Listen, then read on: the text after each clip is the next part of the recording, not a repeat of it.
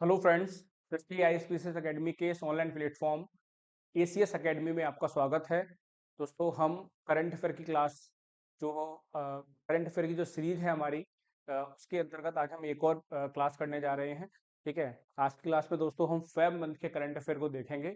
इससे रिलेटेड कुछ पार्ट्स हमारे ऑलरेडी हमने अपने चैनल पर अपलोड कर दिए हैं। ये उससे अगला पार्ट है। ठीक है, करंट अफेयर की क्लास का। तो आइए दोस्तों शुरू करते हैं। आप यहाँ देख सकते हो फेब 2024, फरवरी 2024 का करंट अफेयर है ये। ठीक है, तो आइए शुरू करते हैं। ये हमारा पहला क्वेश्चन है दोस्तों। 9 फरवरी 2024 को मोदी सरकार ने कितने लोगों को भारत रत्न देने की घोषणा की है? दोस्तों याद रखना है, 9 फरवरी की बात की जा रही है। 9 फरवरी तक श्री नरेंद्र मोदी जी द्वारा सिर्फ 3 लोगों को भारत रत्न देने की घोषणा की गई थी, लेकिन ओवरऑल अगर बात करें तो 5 लोगों को भारत रत्न का पुरस्कार है जो वो दिया गया है। ठीक है, तो यहाँ पे सिर्फ 3 लोगों की बात की जा रही है। तो हम ऑप्शन देख लेते हैं। ऑप्शन ए हमारा 3 है, ऑप्शन बी है हमारा 4, option C 5 and option D 7। ठीक है, तो केंद्र सरकार ने पीवी नरसिंह राव, चौधरी चरण सिंह और एम एस स्वामीनाथन को भारत रत्न मरणोपरांत, तीनों लोगों को मरणोपरांत दिया जा रहा है, की घोषणा की है। प्रधानमंत्री नरेंद्र मोदी जी ने तीनों शख्सियतों को देश का सबसे बड़ा नागरिक सम्मान देने की जानकारी सोशल मीडिया पर उनकी तस्वीरों को साझा करते हुए दी है। तो आप जान समझ सकते हैं दोस्तों, ये हमारे ये पॉलिटिकल लीडर रहे हैं, राजनीतिक नेता रहे हैं, और ये हैं डॉक्टर एम एस स्वामीनाथन, जो हरित क्रांति के जनक माने जाते हैं भारत में। ठीक है, हरित क्रांति की शुरुआत इन्हीं के कदमों द्वारा हुई थी। तो ऑप्शन ए 3 दोस्तों इसका सही आंसर है। मैं फिर बता दूं, जो कुल भारत रत्न इस साल दिए गए हैं दोस्तों, जो कुल भारत रत्न इस साल दिए गए हैं वो दिए गए हैं 5। ठीक है, इनका नंबर 5 है, याद रखना है आपको। अगला क्वेश्चन दोस्तों हम देखेंगे। हमारा अगला क्वेश्चन है, 7वें हिंद महासागर सम्मेलन का आयोजन किस देश में किया जाएगा? भारत, मालदीव, थाईलैंड या फिर ऑस्ट्रेलिया? तो 7th ओशियन कॉन्फ्रेंस 2024 की बात की जा रही है। भारत के विदेश मंत्री डॉक्टर एस जयशंकर ऑस्ट्रेलिया के पर्थ में 7वें हिंद महासागर सम्मेलन के उद्घाटन सत्र को संबोधित करेंगे। दोस्तों, इस सम्मेलन में 22 से अधिक देशों के मंत्री और 16 देशों के 6 बहुपक्षीय संगठनों के वरिष्ठ नेताओं ने या वरिष्ठ अधिकारियों ने इसमें भाग लिया है। दोस्तों, इस सम्मेलन की जो थीम है वो बहुत जरूरी है, स्थिर और टिकाऊ हिंद महासागर की ओर, towards a stable and sustainable Indian ocean. Okay, याद रखना है इस थीम को और इन सब चीजों को। ऑप्शन डी सही आंसर है, ऑस्ट्रेलिया। ऑस्ट्रेलिया के पर्थ में दोस्तों इसका आयोजन किया गया है। ठीक है, अगला क्वेश्चन। हमारा अगला क्वेश्चन है, दिव्य कला मेला 2024 का आयोजन किस राज्य में किया गया है? दोस्तों, त्रिपुरा, मिजोरम, असम या फिर मणिपुर?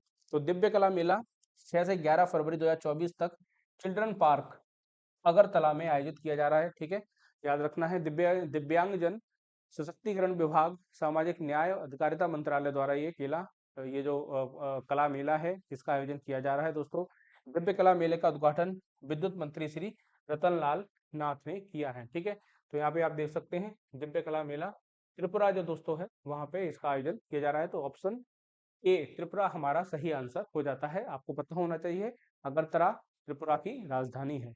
अगला क्वेश्चन देखेंगे हम। पेपर लीक मामले में अब पेपर लीक मामलों में अब अपराधी को कितने साल की जेल होगी? दोस्तों, ठीक है, ये अभी नया बिल आया है इस पे। ठीक है, इसमें हमारा देश जो ऑप्शन है दोस्तों वो हो जाएगा 8, 9, 10 या फिर 12 वर्ष। सरकारी भर्ती परीक्षाओं में पेपर लीक और नकल करने पर आरोपियों को अधिकतम 10 वर्ष की जेल, यहाँ पे देख सकते हैं 10 वर्ष की जेल और 1 करोड़ रुपए का जुर्माना देना पड़ेगा। ठीक है, केंद्र सरकार ने मंगलवार 6 फरवरी को इन सब पर रोक लगाने के लिए पब्लिक एग्जामिनेशन गलत साधनों की रोकथाम बिल पास कर दिया है। दोस्तों, बिल का नाम याद रखना है, बहुत जरूरी है। मैं यहाँ पे लगा देता हूँ, पब्लिक पब्लिक एग्जामिनेशन गलत साधनों की रोकथाम बिल। ठीक है, ये याद रखना है, बिल का नाम बहुत जरूरी है। और इसमें क्या जो प्रावधान किए गए हैं, 10 वर्ष की जेल और 1 करोड़ रुपए का जुर्माना। ठीक है, तो आंसर हमारा सी, ऑप्शन सी हमारा सही आंसर हो जाएगा। अगला क्वेश्चन देखेंगे हम।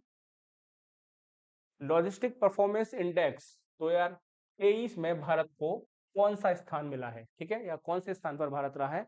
The world bank logistic performance index. तो यहां से पता चल गया कि कौन जारी करता है, वर्ल्ड बैंक इसको रिलीज करता है। ठीक है दोस्तों, अगर एलपीआई की बात करें, लॉजिस्टिक परफॉर्मेंस इंडेक्स की बात करें, तो भारत की रैंक 2018 में जो 44 थी उससे 6 स्थान, ठीक है, का सुधार हुआ है, यानी कि 44 थी 2018 में, ठीक है। 2018 में कितनी थी? 44। तो 6 स्थान और अच्छी हो गई, यानी कि हमारी जो रैंक है वो हो गई 38 अभी 2023 में, ठीक है। तो यहाँ पे 38 ऑप्शन बी में दिया हुआ है, तो ऑप्शन बी हमारा सही आंसर हो जाएगा 38, यानी कि एलपीआई की जो रैंक है वो है हमारी 38, ठीक है। बहुत जरूरी है ये प्रश्न याद रखना। कौन जारी करता है? The world bank. अगला क्वेश्चन दोस्तों हमारा हो जाएगा, गीता पर हाथ रखकर शपथ लेने वाले ऑस्ट्रेलियाई सांसद, संसद, मतलब सांसद होगा दोस्तों, यहाँ पे संसद लिखा हुआ है, ऑस्ट्रेलियाई सांसद कौन है? सौम्या स्वामीनाथन हो ही नहीं सकती, ठीक है। वरुण घोष, मियो ओका या फिर गीता गोपीनाथ। तो दोस्तों गीता पर हाथ रखकर शपथ लेने वाले पहले ऑस्ट्रेलियाई सांसद बने हैं वरुण घोष, ठीक है। यहाँ पे देख सकते हैं आप, ये वरुण घोष हैं। ये भारतीय मूल के ऑस्ट्रेलियाई नागरिक हैं, ठीक है। तो इन्होंने जब चुने गए तो इन्होंने अपने कल्चर को, अपने ट्रेडिशन को फॉलो किया, ठीक है। और गीता पर हाथ रखकर इन्होंने अपने करियर को स्टार्ट किया है, ठीक है। एज अ सांसद अगर बात की जाए, वे ऐसा करने वाले पहले ऑस्ट्रेलियाई सांसद हैं, ठीक है, या पहले संसद के सदस्य हैं। वरुण पश्चिमी ऑस्ट्रेलिया से हैं और पर्थ में वकालत करते हैं, ठीक है। घोष जब 17 वर्ष के थे वे भारत से ऑस्ट्रेलिया चले गए थे, तो ऑप्शन बी हमारा वरुण घोष सही आंसर हो जाता है। अगला क्वेश्चन देखेंगे दोस्तों, हमारा अगला क्वेश्चन हो जाएगा, वन नेशन वन इलेक्शन, ठीक है, समिति के अध्यक्ष कौन बने हैं? तो आप यहाँ देख सकते हैं, ये हमारे पूर्व राष्ट्रपति हैं, भूतपूर्व राष्ट्रपति श्री रामनाथ कोविंद जी हैं। तो दोस्तों इन्हीं को वन नेशन वन इलेक्शन जो समिति है उसका अध्यक्ष बनाया गया है, ओके। तो इनको अध्यक्ष बनाया गया है और इनका नाम दिया हुआ है ऑप्शन ए में, तो ऑप्शन ए हमारा सही आंसर हो जाएगा, ठीक है। काफी सारे लोग इसमें शामिल होंगे इस समिति में, और ये समिति जिस चीजों पर डिस्कस करेगी वो है कि क्या हमारा देश, हमारा राष्ट्र एक साथ पूरे देश में इलेक्शन कराने के लिए तैयार है या फिर नहीं, ओके। तो ये हमारा answer option A Ramnath Kovind ji. अगला क्वेश्चन हो जाएगा दोस्तों, स्वामी दयानंद सरस्वती की कौन सी जयंती मनाई गई है? 200 बी, 201 बी, 202 बी या फिर 203 बी, ठीक है। आपको पता होना चाहिए आर्य समाज के संस्थापक थे स्वामी दयानंद सरस्वती, ठीक है। और इनकी वर्तमान में 200वीं जन्म जयंती गुजरात के मोरबी में आयोजित कार्यक्रम में मनाई गई, ठीक है। सबसे बड़ी बात है कि हमारे जो प्रधानमंत्री हैं श्री नरेंद्र मोदी जी, इन्होंने लगभग 10 मिनट की स्पीच इनके ऊपर दी, इसलिए क्वेश्चन महत्वपूर्ण हो जाता है।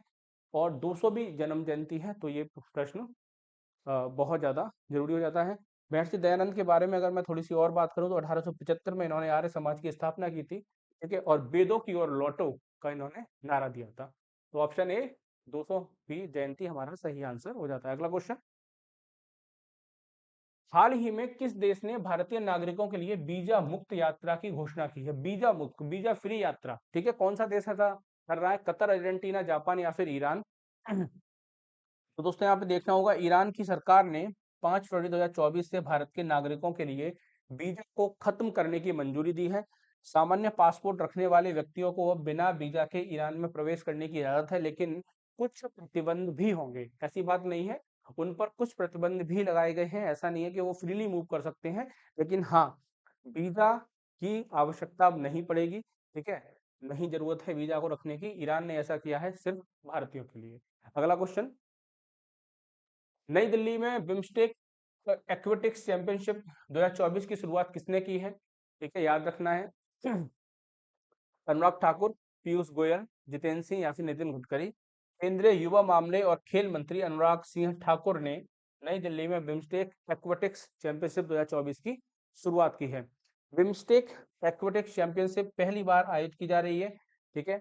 इसकी घोषणा प्रधानमंत्री श्री नरेंद्र मोदी ने 2018 में चौथे बिम्स्टेक शिखर सम्मेलन के दौरान की थी, ठीक है। दोस्तों ऑप्शन है अनुराग ठाकुर हमारा सही आंसर। कहाँ पे आयोजित की जा रही है? न्यू दिल्ली में, ठीक है, याद रखना है। अगला क्वेश्चन, हमारा अगला प्रश्न है, किस राज्य सरकार ने विवाहित महिलाओं को वित्तीय सहायता प्रदान करने के लिए कल्याणकारी महतारी वंदन योजना शुरू की है? दोस्तों आपको पता होना चाहिए, महतारी जो है वो माँ को जनरली बोला जाता है, ठीक है। तो महतारी बंधन योजना या फिर माँ वंदना योजना हम कह सकते हैं इसको, इसको शुरू किया है किसने, बताइए। Option A Chhattisgarh, option B Paschim Bangal, option C है हमारा असम, ऑप्शन डी है हमारा बिहार। छत्तीसगढ़ सरकार के द्वारा ये शुरू की गई है दोस्तों, एक कल्याणकारी महतारी बंधन योजना है।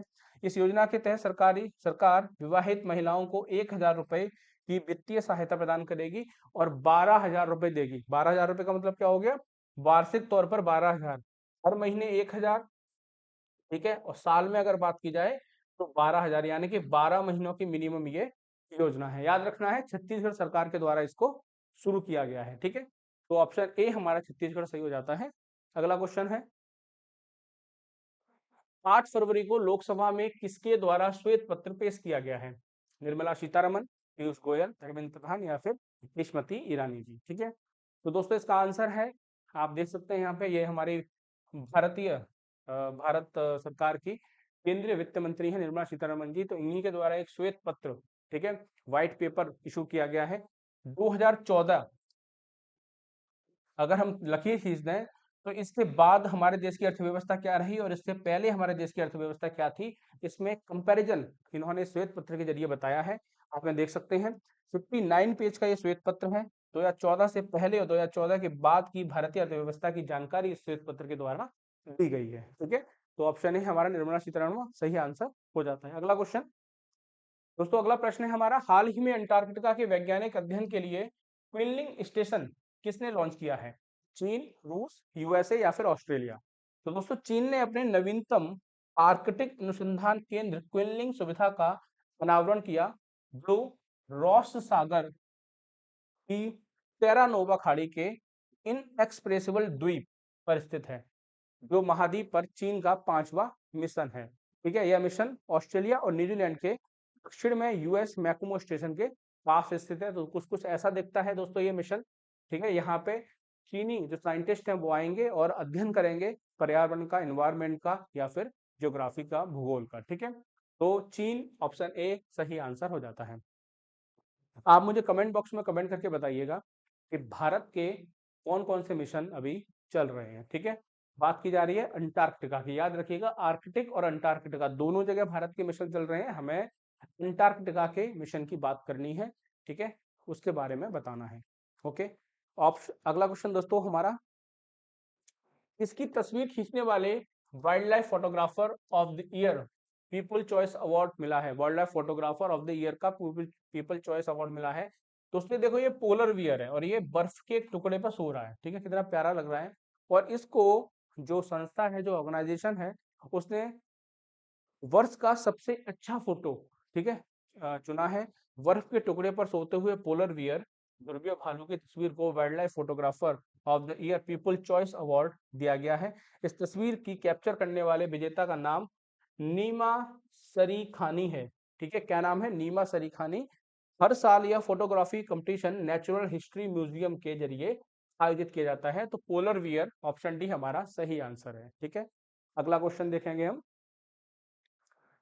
पापनाशम समुद्र तट जिसे हाल ही में खबरों में देखा गया था, किस राज्य में स्थित है? महाराष्ट्र में, तमिलनाडु में, केरल में या फिर आंध्र प्रदेश में? दोस्तों नाम तो बड़ा प्यारा है, पापनाशम समुद्र तट, कुछ कुछ ऐसा दिखता है ये, फिर पॉपुलर है ये, ठीक है। हमें बताना है कहाँ पे है। तो दोस्तों यहाँ बता दूं, केरल की राजधानी से लगभग 45 किलोमीटर उत्तर में स्थित है यह समुद्र तट, ठीक है। यहाँ सड़क और रेल या ट्रेन से दोनों ही माध्यमों से पहुंचा जा सकता है। तो ऑप्शन सी केरल हमारा सही आंसर हो जाता है, ठीक है।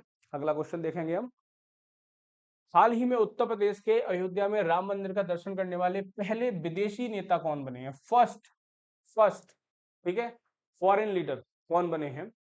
इमैनुअल मैक्रो, विमान प्रसाद, रोनिल्ड विक्रमसिंघे या फिर रामचंद्र पौडेल, ठीक है। तो फिजी के उप प्रधानमंत्री विमान प्रसाद अयोध्या में राम मंदिर का दर्शन करने वाले पहले विदेशी नेता बन गए। प्रसाद ने 6 सदस्यीय प्रतिनिधि मंडल के साथ 8 फरवरी 2024 को अयोध्या के महर्षि वाल्मीकि हवाई अड्डे पहुंचे और श्री रामलला के दर्शन किए। दोस्तों आप मुझे कमेंट बॉक्स में कमेंट करके बताइएगा कि ये जो अयोध्या का महर्षि वाल्मीकि हवाई अड्डा है, ये क्या यह इंटरनेशनल हवाई अड्डा है या नहीं? अगर है तो उत्तर प्रदेश में कितने अंतर्राष्ट्रीय हवाई अड्डे आज की डेट में मौजूद हैं, ठीक है। तो ऑप्शन बी विमान प्रसाद हमारा सही आंसर हो जाता है। अगला क्वेश्चन, रक्षा मंत्री राजनाथ सिंह द्वारा outstanding business woman of the year 2023 का पुरस्कार से किसे सम्मानित किया गया है? बीना मोदी, पारुल मोदी, कंशिका मोदी या फिर सुपना मोदी? ठीक है। तो दोस्तों मोदी एंटरप्राइजेज की चेयरपर्सन डॉक्टर बीना मोदी को भारत के रक्षा मंत्री राजनाथ सिंह द्वारा outstanding business woman of the year 2023 का अवार्ड चुन दिया गया है, सम्मानित किया गया है। ठीक है, यह पुरस्कार उन्हें Indo American chamber of commerce द्वारा अमृतकाल आत्मनिर्भर भारत में भारत अमेरिका संबंधों को मजबूत करना, इस विषय पर उन्होंने जो काम किया उसके लिए उनको दिया गया है। तो दोस्तों आंसर हो जाएगा हमारा ऑप्शन ए, डॉक्टर बीना मोदी। ठीक है, ये यहाँ पे देख सकते हैं, इनकी तस्वीर है। ठीक है, डॉक्टर बीना मोदी मोदी इंटरप्राइजेज की चेयरपर्सन भी है। अगला क्वेश्चन देखेंगे, फरवरी 2024 में किस स्टेडियम का नाम बदलकर निरंजन शाह स्टेडियम रख दिया गया है? ठीक है, Saurashtra cricket association stadium Rajkot, Wankhede stadium Mumbai, M A Chidambaram stadium Bengaluru या फिर ईडन गार्डन कोलकाता। ठीक है, तो राजकोट में Saurashtra cricket association S C A Saurashtra cricket association stadium का नाम बदलकर निरंजन शाह स्टेडियम कर दिया गया है। ठीक है, यह बदलाव पूर्व प्रथम श्रेणी क्रिकेटर और वरिष्ठ क्रिकेट प्रशासक निरंजन शाह को श्रद्धांजलि के रूप में किया गया है। ठीक है, तो ऑप्शन ए हमारा सौराष्ट्र क्रिकेट एसोसिएशन स्टेडियम सही आंसर हो जाता है। ठीक है, अगला क्वेश्चन हमारा हो जाएगा दोस्तों, राष्ट्रपति नायब बुकेले किस देश के राष्ट्रपति के रूप में पुनः निर्वाचित हुए? फिनलैंड, स्कॉटलैंड, अल सल्वाडोर या फिर इरिट्रिया। तो दोस्तों राष्ट्रपति नायब बुकेले काफी यंग हैं, अल सल्वाडोर के चुनावों में जबरदस्त जीत हासिल की है इन्होंने और दोबारा राष्ट्रपति बने हैं। देख सकते हैं आप, ये काफी यंग राष्ट्रपति हैं। ठीक है, प्रेसिडेंट हैं अल सल्वाडोर के। तो ऑप्शन सी अल सल्वाडोर हमारा सही आंसर हो जाता है। ठीक है, अगला क्वेश्चन देखेंगे हम। हमारा अगला क्वेश्चन है, सरकार ने किस वर्ष तक देश भर में 25,000 जन औषधि केंद्र खोलने का लक्ष्य रखा है? ठीक है, तो दोस्तों ऑप्शन इसके हैं मार्च 2025 तक, मार्च 2026 तक, दिसंबर 2025 तक या फिर दिसंबर 2026 तक। तो दोस्तों सरकार ने 31 मार्च 2026 तक देश भर में 25,000 जन औषधि केंद्र खोलने का लक्ष्य रखा है। ठीक है, राज्यसभा में एक लिखित उत्तर में इसका आंसर निकल के आया। ठीक है, और आपको मैं बता दूं कि हाल ही में सरकार के द्वारा 10,000वां जन औषधि केंद्र खोला गया है। ठीक है, तो अभी हमारे यहाँ कितने जन औषधि केंद्र हो चुके हैं? 10,000। ठीक है, लक्ष्य क्या है? लक्ष्य क्या है सरकार का? 31 मार्च 2026 तक, ठीक है, ये मार्च 2026 तक हम कितने 25,000 जन औषधि केंद्र भारत में खोल देंगे। आपको पता होना चाहिए जन औषधि केंद्र ऐसे मेडिकल स्टोर होते हैं जहां पर सरकार सस्ती दरों पर दवाइयां उपलब्ध कराती है। ठीक है, उन गरीब पेशेंट्स के लिए जो कि अफोर्ड नहीं कर सकते महंगी दवाइयां। ठीक है, अगला क्वेश्चन देखेंगे दोस्तों हम। हमारा अगला क्वेश्चन है, 12 से 14 फरवरी तक दुबई में होने वाले 2024 विश्व सरकार शिखर सम्मेलन में किन किन देशों को सम्मानित अतिथि के रूप में घोषित किया गया है? ऑप्शन है दोस्तों इंडिया, यूएई, कतर। दूसरा ऑप्शन है इंडिया, तुर्की, कतर। तीसरा ऑप्शन है इंडिया, यूके, यूक्रेन या फिर चौथा ऑप्शन है इंडिया, ईरान एंड कतर। तो भारत यानी कि इंडिया, तुर्की और कतर को 12 से 14 फरवरी तक दुबई में होने वाले 2024 विश्व सरकार शिखर सम्मेलन में सम्मानित अतिथि घोषित किया गया है। भविष्य की सरकारों को आकार देना। दोस्तों फिर यहाँ पे एक नया जो थीम है वो निकल के आई है। थीम बहुत जरूरी है दोस्तों, बार बार एग्जाम में पूछी जाती है। भविष्य की सरकारों को आकार देना, ये आयोजित शिखर सम्मेलन का विषय होने वाला है। ठीक है, ऑप्शन है भारत, तुर्की और कतर, यानी कि ऑप्शन बी इंडिया, तुर्की और कतर हमारा सही आंसर हो जाता है। वर्ल्ड गवर्नमेंट समिट ये कहाँ पे होगा 2024 का? दुबई में होगा दोस्तों, याद रखना है दुबई में होगा। ठीक है, और ये है दोस्तों हमारे कुछ महत्वपूर्ण क्वेश्चन थे जो हमने डिस्कस किए अभी। मैंने आपको पहले ही बताया था ये फरवरी मंथ का करंट अफेयर है।